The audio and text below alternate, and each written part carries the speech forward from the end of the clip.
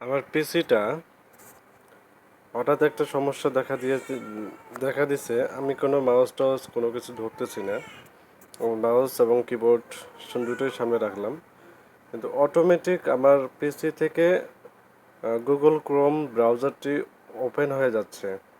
তা একটা না দুটা না, কমের পক্ষে 100টা পরপর মানে আসতে থাকে, তারও অধিক সময় আসতে থাকে।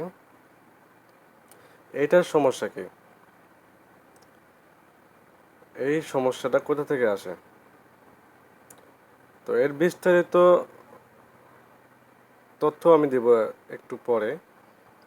আগে আমরা ওয়েট করি, দেখি আরও আসে কিনা। এই দেখুন, অটোমেটিকলি আসতে থাকছে, দেখছেন? আমার পিসিটা গুগল ক্রোম ব্রাউজারটি অটোমেটিক একটার পর একটা আসতেই থাকছে। দেখুন, আপনারা খেয়াল করলে বুঝতে পারবেন। একটু এই দেখুন, আমি একটু আরও কাছাকাছি নিচ্ছি। এই দেখুন কতগুলো ব্রাউজার ওপেন হচ্ছে,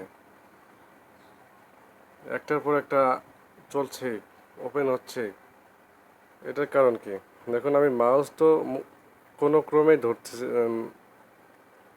টাচ করতেছি না, কিন্তু তারপরও Google Chrome browser automatic open হয়ে যাচ্ছে। তো এই সকল সমস্যা সমাধান আমি আরেকটা ভিডিওতে দেখাবো।